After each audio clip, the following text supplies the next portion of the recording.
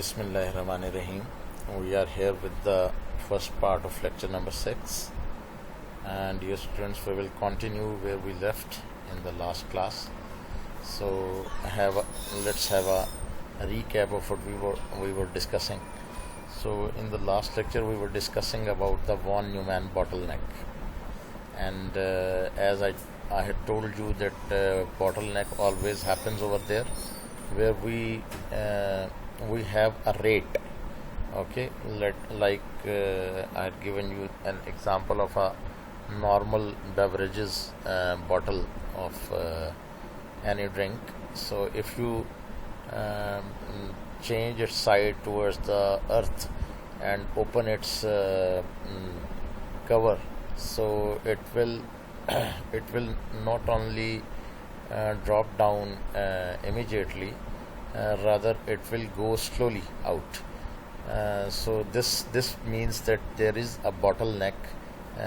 Due to that, there is a rate of flow that is we are experiencing, and similarly in the computer, whenever there is the load over the system, so it also executes all the tasks not simultaneously, rather one by one, and so in that case we also experiences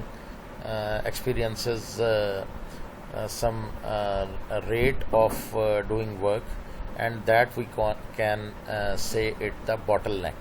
Okay, got it? So on a computer that follows the von Neumann architecture, the time spent performing memory accesses can limit the overall performance.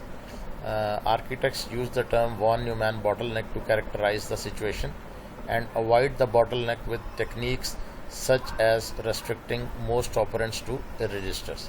It means that whenever we are accessing the memories, so it is always advisable that we must limit our operands to the registers only, because registers are extremely fast, and as we go beyond the registers, so we need to access it from the RAM or from the hard drive or from the external drive or actuators. So wherever we go out of the RAM, out of the registers, it becomes very, very slow, and this situation, in the technical language of computer architects, we say this phenomena as von Neumann bottleneck. It means that our operands are not being fetched from the registers, rather the actual data that is coming from the memory or from the hard drive. When I'm saying memory in this case, then basically I'm saying this, that it is coming from the RAM. Okay, and hard drive is much more slower than the RAM, and if it is coming from some actuators like thermometer or pressure barometer or volume checker, so it becomes even less, even more slower. Okay, so we need to take care of all this, and okay, and the next article is operand encoding, that how do we perform the operand encoding. So there are two types of operand encoding. One is called the implicit type encoding, and the other one is called explicit type encoding. Okay, so there are two types of operand encoding: implicit type encoding and explicit type encoding. So let's discuss them one by one. In the implicit type encoding, for the given opcode, the type of each operand is fixed. Okay, in implicit type, there is already given format in the encoding, and you cannot change anything. You can just select it, and for a given opcode, the type of the each operand is already fixed. You cannot play with it. You cannot change it. Okay, and the more opcodes required in the implicit type encoding, because you cannot change anything, you have just to select, so you have to take care of all possible situations. That is why you need more opcodes which are required. Okay, example is the opcode is add signed immediate to register. So in this case, look that we have a special opcode which will be used to add a signed immediate. Signed immediate means that it would be a negative constant. It would be a negative constant that needs to be added to a register value.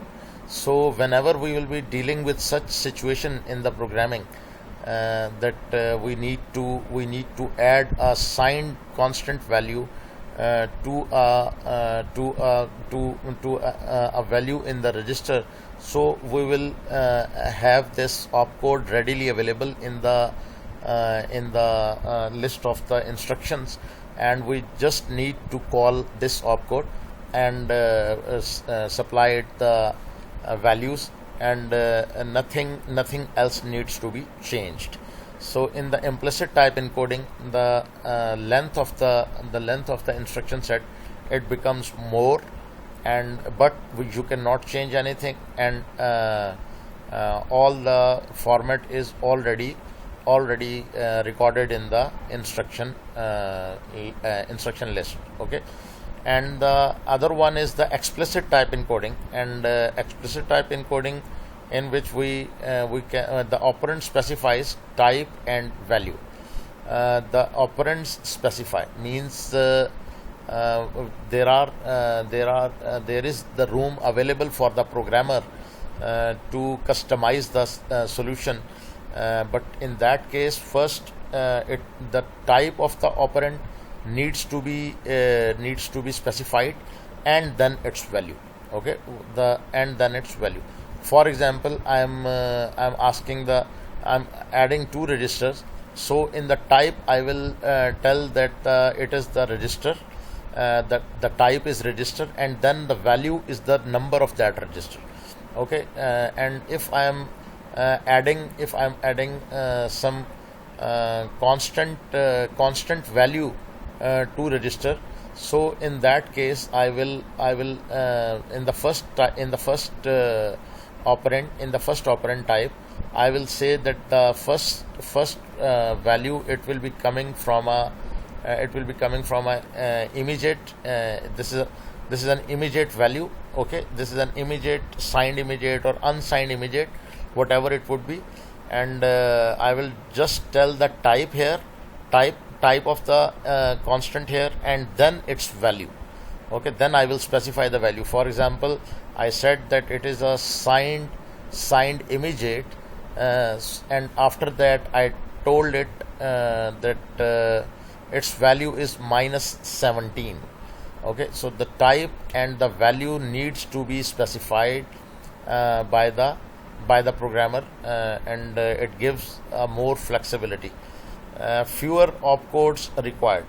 So it is obvious that when we can specify upon calling some instruction, so there is no need to go into the further details. The further details can be taken care of by the programmer. Okay, so in the explicit type encoding, we need fewer opcodes, and it will save our memory, which is already in shortage. Okay, so the example of this explicit type encoding is opcode is add operand specifier register and immediate. So in this case, we have already discussed that what does this mean. So in short, there are two operand encoding types. One is called implicit type encoding, and the second one is called explicit type encoding. In implicit type, the first type, in the implicit type, everything is already there, and you just need to select something. You cannot change something. You just need to select one situation for which you are writing the program, and which fits you exactly. But in the explicit type encoding,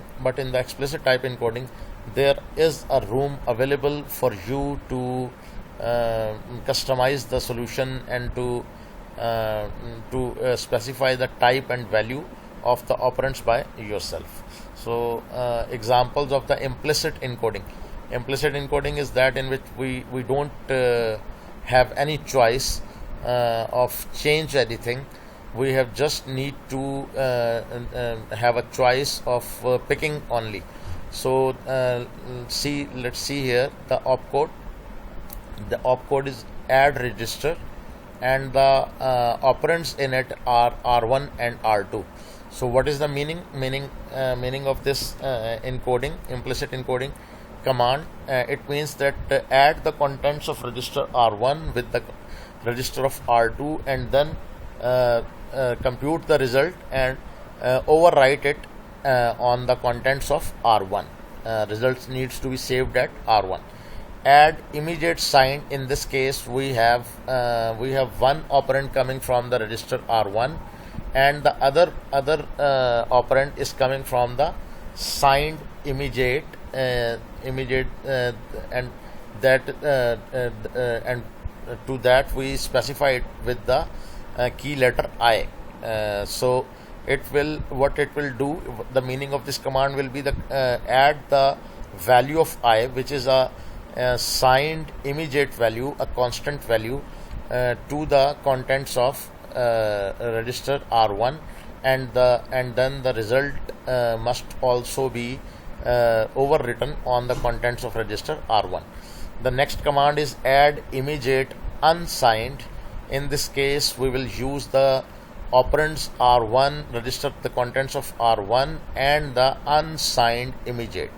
So for the unsigned immediate, we have used the keyword UI. Okay, the UI means unsigned immediate, I means immediate, and immediate signed, and UI immediate unsigned.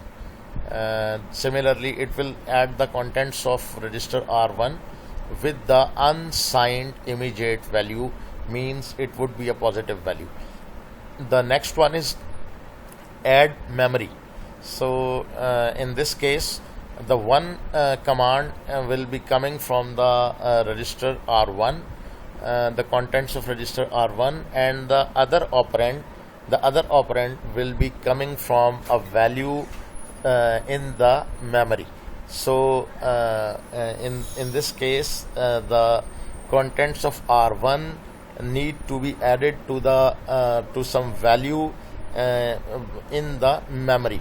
Okay, in the memory, and then it will be added.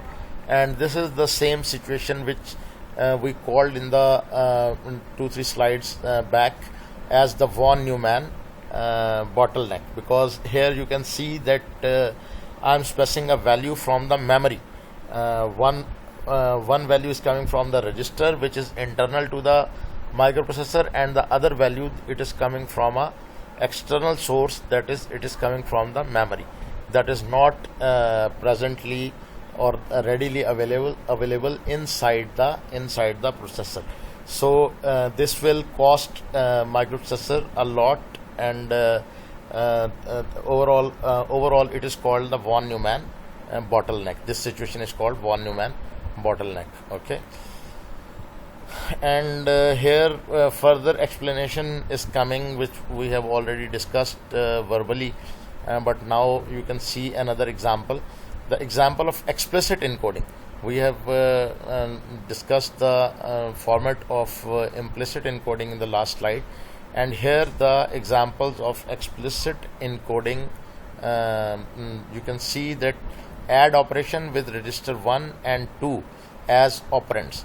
So in the opcode, we will be calling the opcode add opcode, and in the operand 1 we will first specify that the value of operand 1, its type is a register, and then its value is 1. That means that the contents of register number 1. Okay, similarly the operand 2, it will be specified in the way that first we will specify its type, and its type is also a register, and then its value, and the value is the register number 2. The contents of register number 2 will be added to the contents of register number 1. So in this way explicit encoding is specified. So we have more room, more flexibility, but more complex. So the other one, the add operation with register and signed immediate value of -93 as operands. So in this case you can see that the opcode, again the add opcode is chosen, and after that the programmer has needs to specify, because we are right now dealing with the explicit encoding. So in this case the operand 1, first its type is to be specified by the programmer. So the type is register and its value is 1. And in the second operand, we have the type is a signed integer and its value is -93. So in the operand 2, we have this -93. This is the absolute value. This is not a register number which needs to be accessed and then look for the value. This is the signed integer, means that this is the immediate value, the constant value, and its value is -93. So whatever would be the contents of register number 1, they will be added to -93, and then the result will be computed. Okay, so this is the basic difference between the implicit encoding and explicit encoding. And operands that combine multiple types. Next article is operands that combine multiple types. So operands contains multiple items. Processor computes operand value from individual items, and typical computation is sum. Example is a register offset operand specifies a register and an immediate value, and the processor adds immediate value to contents of register and uses result as operand. So this is a somewhat more crafty, because you can say that the one step of the processing after giving the opcode and calling the operands, and the processing starts. So but in this way where we combine multiple types, in this way we are specifying our operands and doing some basic arithmetic in the during the specification of the operands type. So how this is done, and this is done with the register offsets, that we specify some offset which is an immediate value, and then by adding that immediate value to the value of an operand, the actual operand is calculated, and then that operand is used in that command. So this is the difference, and let's see it in the more detail. Okay, this is the illustration of the register offset which we discussed in the last slide. Here you can see that a register offset operand specify a register and an immediate value. So look here that opcode is add, and the operand 1 is register offset 2 and -17, means the contents of register number 2 together with the constant value of -17, this will be sum out, and the resultant value will be treated as operand 1. Okay, so all processors do not support this type of operand encoding. Only the more sophisticated or more newer one which support the offset operand encoding, they can understand this type of operands. Okay, so and in the operand 2 we are specifying, again we are using the same technique, that register offset 4 and thus 76. So the contents of register number 4 will be added to a constant value of 76, and the result will be treated as the operand 2. So first operand consists of value in register 2 minus 17, and second operand consists of value in register number 4 plus 76. So this is all about the offset encoding. And now come to the operand trade-offs. So trade-off is a compromising situation wherever in the life or in programming or in wherever we have such a situation where we cannot achieve all the goals simultaneously. So we need to situation to situation, we need to take some factors which are more important in that case into our account and ignore the other ones. So this compromise or this compromising situation in which we decide our decision on few factors and ignore few others, this is called trade-offs. So no single style of operands optimal for all purposes. So we have already discussed three types: implicit operand encoding, explicit operand encoding, and offset operand encoding. So no one is a perfect for all the situations. So situation to situation we will be changing our choice. Okay, and the trade-offs among. So what are those factors upon which we will decide that which operand encoding is better for us? Either it must be implicit, explicit, or trade-off. So those factors include ease of programming, fewer instructions, smaller instructions, larger range of immediate values, faster operand fetch and decode, and decreased hardware size.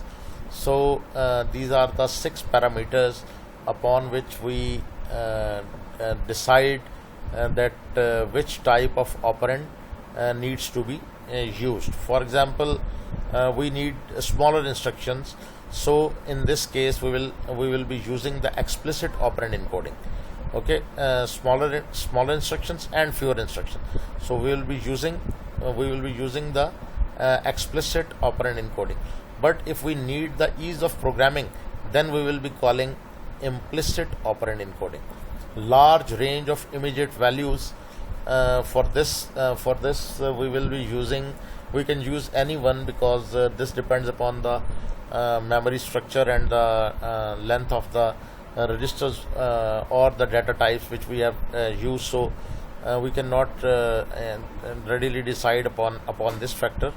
And the faster operand fetch and decode, that the operand must be faster fetch and decode. So in this case we will be using the implicit operand encoding because it makes the programming easy and hardware a little bit faster. Decreased hardware size, and decreased hardware size, this for this we will again calling the implicit operand encoding because this makes the thing straightforward and makes it more faster and decreased hardware. Okay, so these are the operand trade-offs which we have discussed, and let's move further. The operands in memory and indirect reference. Operands can specify a value in memory. Means it is called when the actual value will be residing at some address.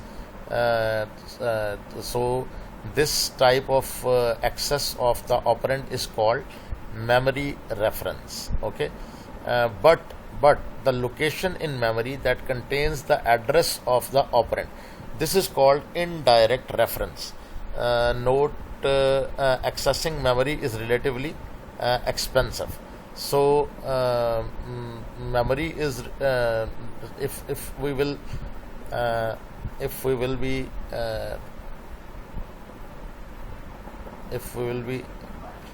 specifying some value in the memory, so it will directly go to that memory cell or the memory address and will access that value. Okay, but in the second case, location in memory that contains the address of the operand, it is called the indirect reference. So indirect reference will be more slower than the direct memory reference, because in direct memory reference we need to access the memory only once, because we will be having the address number. Let's say I say that go to the position 38H. This 38H, I'm assuming that this is the hexadecimal number of the space, and whatever value you find over there, that value is your operand. So this is called the memory reference. But if in the other case, if I say it that go to the 38H value in the memory, and at this address you will get the value of the address of the operand. So this is in this case recursively the memory will need to be accessed two times. First time it will go to the memory, which will make it more slower, and then when it will access that location, it will not get the value of the operand over there, rather it will get the address of the operand in that place. Okay, so this is called the indirect reference.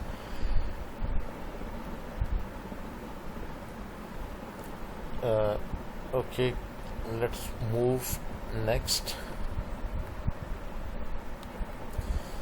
Yes, types of indirection. So indirection through a register, operand specifies register number R. So in the operand value, we can specify some register number as the register number with the keyword R. So this we have already seen in the preceding slides, where we discussed the implicit operand encoding and explicit operand encoding, so nothing new in it. And obtain A, the current value from register R. And okay, the obtain interpret A as a memory. Yeah, obtain address. Obtain A means obtain address, the current value from register R. The third type is interpret A. Interpret the address as a memory address and fetch the operand from memory location given in the address. So this is called the indirect through a register and indirect through a memory location. So type of indirections, there are two type of indirection. First indirection we give in through the registers of the processor, and the second type of indirection it is given from the memory to the memory. Operand specifies memory address A, obtain M, obtain memory location, the value in memory location A, that at the address A we will obtain the memory location, and then interpret M, the value whatever is fetched from the A in the memory location. We will interpret the M as a memory address and fetch the operand from memory location M. So in this case, the first indirection, that is through a register, it would be obviously faster, and the second indirection through a memory location, it will be the extremely slow, because in this case recursively we are accessing the memory two times. So these are the two types of indirection which we deploy in the computers for accessing the for selecting the operands. Okay, so operand values, because upon that operand values our opcodes will be executed to compute the results. So time is over, and we will discuss the next things in the next part of this lecture.